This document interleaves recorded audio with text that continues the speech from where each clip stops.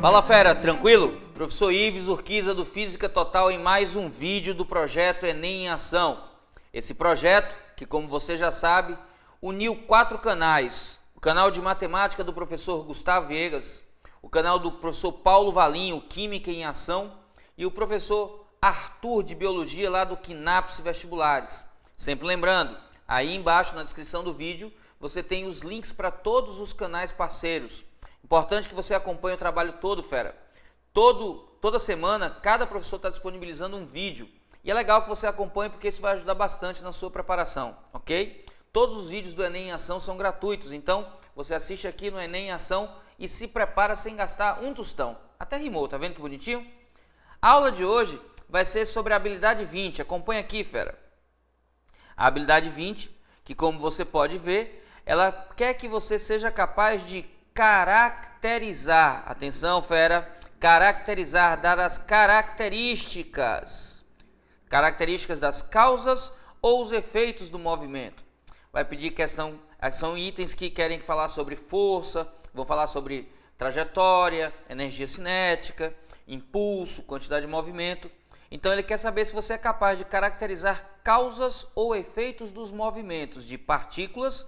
Lembrando que um corpo é considerado uma partícula quando as dimensões do corpo não interferem no estudo do seu movimento, substâncias, objetos ou corpos celestes. Corpos celestes, então fica a dica, fera, gravitação é tema que pode ser cobrado no item do Enem. O vídeo de hoje foi uma solicitação que eu recebi lá no Facebook para falar sobre problemas envolvendo elevadores. E aí eu achei legal porque a pessoa me procurou e quero sugerir uma coisa. Aí embaixo nos comentários dos vídeos, você quando assistir esse vídeo, coloque um tema que você acha legal, que você tem dificuldade, que você queria ver aqui no Enem em Ação. E eu vou dar uma olhada e conferir todos eles, e as próprias pessoas vão votando, dando curtir naquele link que você colocou, ou dando um curtir naquela proposta que você ofereceu, e aqueles que forem os mais votados serão temas abordados em vídeos futuros, ok? Então fica a dica, coloque aí embaixo um tema que você quer ver abordado aqui pelo canal Física Total no projeto Enem em Ação. Acompanhe aqui agora. Colocando aqui a habilidade, fera, olha só, a gente vai tratar da habilidade 20, e a habilidade 20, ela está diretamente relacionada ao estudo dos movimentos, né? Você tem que ser capaz de dar características do que produz o movimento e das consequências desse movimento. Então, está diretamente relacionado a movimento. E aqui é lógico que pode cair uma questãozinha sobre cinemática escalar, mas é bastante comum que caia questões envolvendo dinâmica, os conceitos de dinâmica. Força e suas aplicações é assunto que você tem que dominar, fera. E em particular hoje nesse vídeo eu queria falar sobre elevadores e os problemas que envolvem o chamado peso aparente. Atenção, fera. Primeira coisa para falar para você, uma balança, ela mede a interação que você faz com ela, a força que você aplica na balança. E a força que você aplica na balança, fera, não é a força-peso. A força que você aplica na balança, fera, é a normal. Então imagine aqui que isso é uma balança, aqui representada esquematicamente, e alguém em cima dela.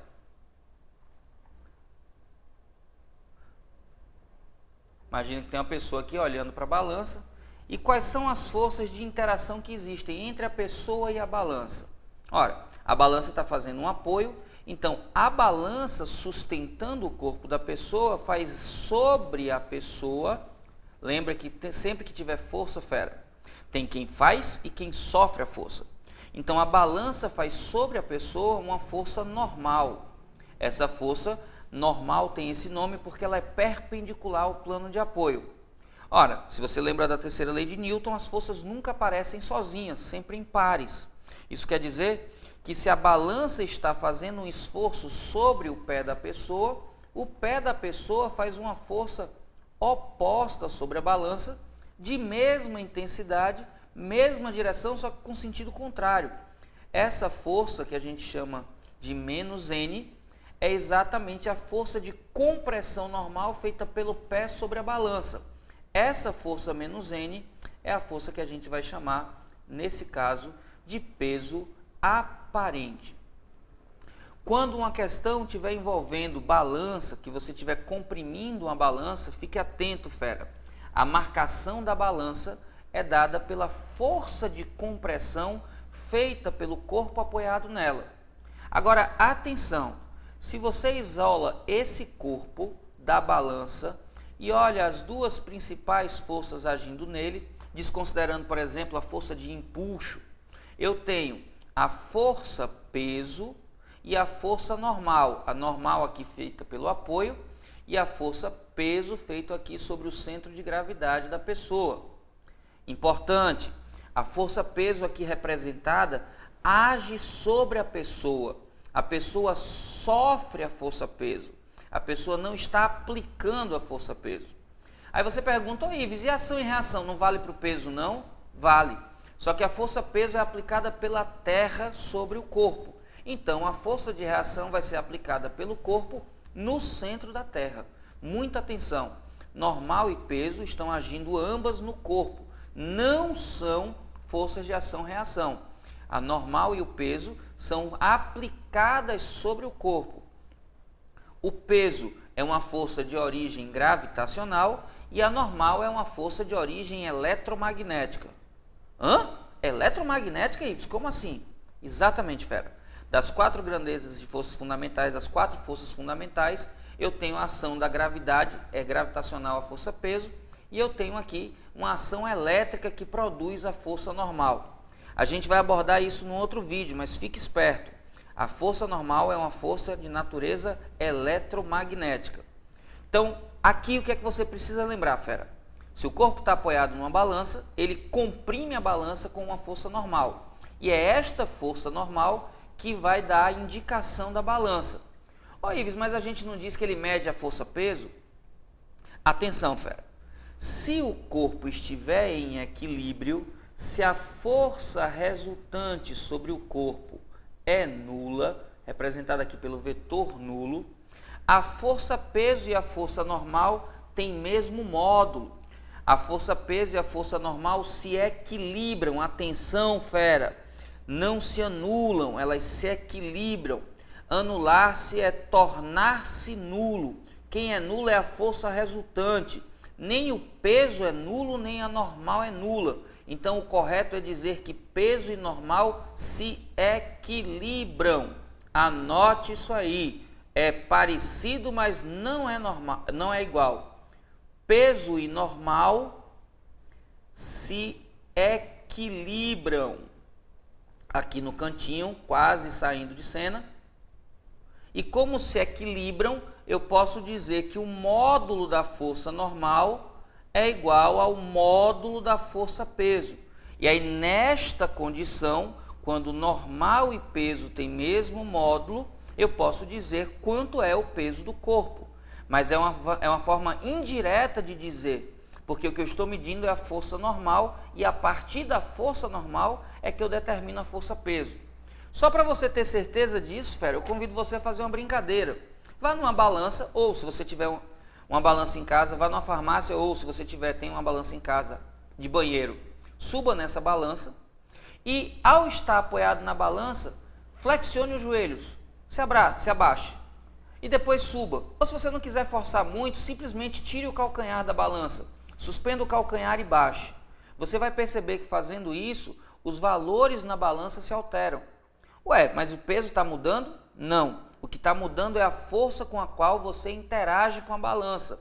Para suspender o seu corpo a partir do repouso, você precisa de uma força maior do que a força peso. E aí a balança vai registrar uma normal maior do que o seu peso. Quando você está voltando, aí acontece o contrário. Se você acelera o corpo para baixo, é o peso que é maior do que a normal. E aí vai estar representado um valor na balança um pouco menor do que o seu peso. O simples movimento do calcanhar, suspendendo ou abaixando seu corpo, vai mostrar para você que a balança não mede o seu peso de forma direta, e sim mede a normal que você aplica nela, e quando em equilíbrio, o valor da normal determina o valor da força-peso. Vamos estudar agora os casos em que isso acontece. Acompanha, fera. Acompanha aqui, fera. De novo, aqui uma representação da balança. Só que agora eu vou representar o corpo na balança por essa bola só, tá? Antes de qualquer piadinha comigo, que sou gordinho, não, essa bola não sou eu. Obrigado. Tirando essa bolinha e trazendo para cá, olhando as forças que estão agindo nela, eu tenho o contato com o piso da balança, que a gente já viu aqui, que vai fazer uma força normal. E a força que a gravidade produz, no caso a força feita pelo planeta Terra, que é a força peso. Aqui eu estou representando os dois vetores com o mesmo tamanho, para a gente discutir o que é que acontece quando peso e normal têm mesmo módulo. Se o peso tiver o mesmo módulo da normal, o corpo sobre a balança está em equilíbrio, e aí nesse caso a balança vai mostrar uma marcação que tem mesmo valor que o valor do peso. Para essa situação, a aceleração do corpo sobre a balança tem que ser igual a zero. Nesta situação, atenção, ou o corpo está em repouso, ou o corpo está em movimento retilíneo e uniforme. Lembrando da primeira lei de Newton, quando a gente tem um corpo livre da ação de forças, ou que a força resultante é igual a zero, esse corpo, para um referencial inercial, está em repouso ou em movimento em linha reta com velocidade constante. Então, se o corpo estiver sujeito às duas forças que tenham o mesmo módulo, a aceleração aqui é nula e por isso o corpo está em repouso ou em movimento retilíneo uniforme. Mas imagine uma situação em que a força feita sobre o corpo pelo piso da balança é maior que a força peso. Isso pode acontecer, Ives? Pode. Isso pode acontecer quando a aceleração estiver voltada para cima. Atenção, fera, a aceleração. Eu não disse a velocidade, cuidado com isso. Quando eu tiver normal maior do que o peso, se eu colocar aqui peso tendo módulo menor do que a normal, isso significa que a aceleração é diferente de zero. E mais do que isso, se a normal aponta para cima e o peso aqui está apontado para baixo, eu tenho que o vetor aceleração está apontado para cima. Aqui, atenção agora, fera. Se a aceleração está voltada para cima, eu tenho duas possibilidades de movimento. O movimento pode ter velocidade para cima, e aqui nesse caso eu teria o elevador subindo acelerado, pois a aceleração e a velocidade têm a mesma orientação, ou eu tenho uma segunda possibilidade, fique atento a ela, fera, quando a velocidade estiver apontada para baixo com aceleração para cima. Eita, Ives, e pode o corpo estar descendo com aceleração para cima? Pode. Imagine que você pega o elevador no 5º andar e vai para o térreo. Antes de ele chegar no térreo, ele precisa parar, senão ele vai colidir com o térreo e aí você já viu, vai ser um problema. Para que ele pare, é preciso que a força resultante seja contrária ao movimento. E é exatamente quando ele está freando na descida que eu tenho uma normal maior do que o peso. Então, se eu estiver descendo, retardado, a força marcada lá na balança, que é a normal, vai ser maior do que a força peso. Então, retardado, se ele estiver descendo retardado ou subindo acelerado, a normal tem módulo maior do que o peso. Então, eu tenho uma sensação de aumento do peso. O peso aparente é maior do que a normal. Quando eu tenho agora, aqui embaixo, uma representação do corpo em que a normal é menos intensa que a força peso. Eita, Ives, isso pode acontecer? Pode. Isso pode acontecer sempre que você tiver aceleração voltada para baixo. Se aqui eu tiver o peso com uma intensidade maior do que a normal, se o módulo da força peso é maior do que a normal, eu tenho uma sensação nesse caso, atenção fera, se a normal é menor, eu tenho uma sensação de diminuição do peso. Aqui, como o peso é maior do que a normal, a aceleração é diferente de zero. E mais do que isso, considerando o peso apontado para o centro da Terra e a Terra aqui embaixo, a aceleração vai estar voltada para baixo. Isso, fera, cuidado, não indica necessariamente que eu tenha movimento para baixo. Eu posso ter duas situações. Eu posso ter o elevador subindo. Eita, Ives, eu posso subir com aceleração para baixo? Pode, fera. Imagina que você está no térreo e apertou para ir para o 8º andar. Quando o elevador estiver chegando no 8º andar, ele precisa começar a parar. E aí, os freios do elevador vão imprimir uma força contrária ao movimento para que ele pare. Logo, se você estiver subindo retardado, atenção, fera, subindo retardado, você vai ter, nessa situação, movimento para cima, só que com velocidade para baixo.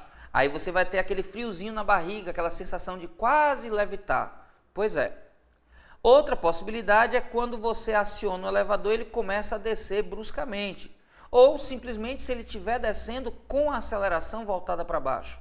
Nesse caso, quando você está descendo, a velocidade é para baixo, e se a aceleração também está para baixo, o movimento será acelerado. Acelerado, pois velocidade e aceleração têm mesmo sentido. Então, fera, muito cuidado. Quando eu tenho peso e normal com mesmos módulos, a balança está dizendo para você o valor do peso. Quando eu tenho a normal maior do que o peso, a balança está dizendo um valor de peso aparente que é maior que o seu peso. E quando eu tenho a normal menor que o peso, a balança está dando para você um valor de peso aparente menor que o seu peso. E como é que ela vai ter valor maior ou menor? De acordo com a aceleração, não com a velocidade, fera. Se a aceleração está apontada para cima, isso significa que a normal no corpo é maior do que a força-peso.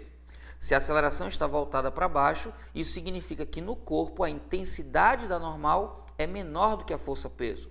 A aceleração para cima pode ter duas possibilidades, velocidade para cima ou velocidade para baixo. A aceleração para baixo pode ter duas possibilidades, velocidade para cima ou velocidade para baixo.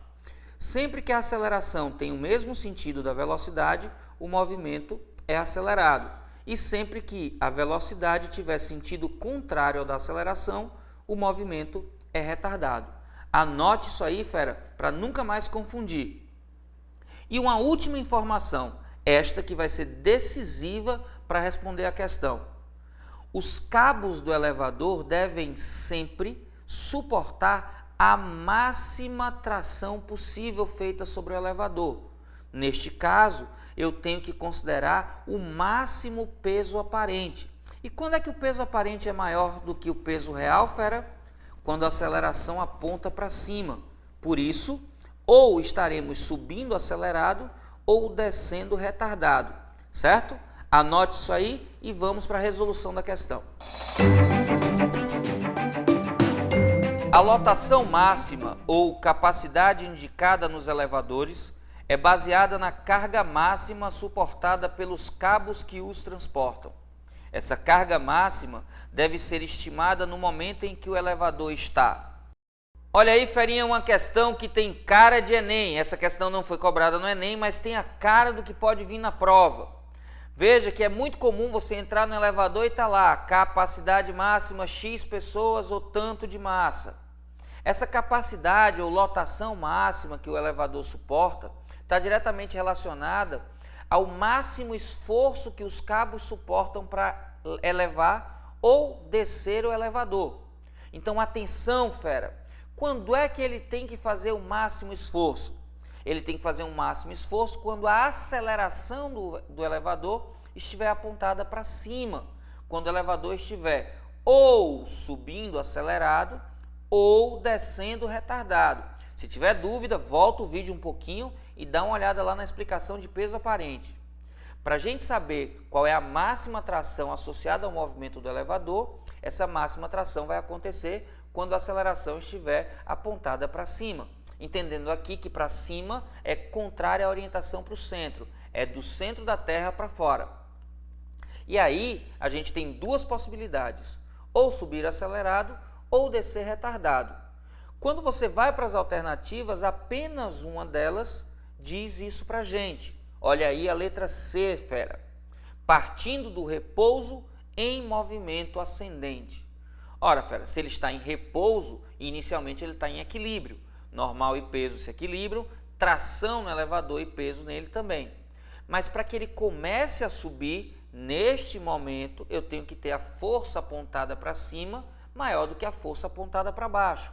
Então, a tração tem que ser maior do que a força-peso. E aí, é um dos casos possíveis de a gente analisar onde a aceleração está voltada para cima.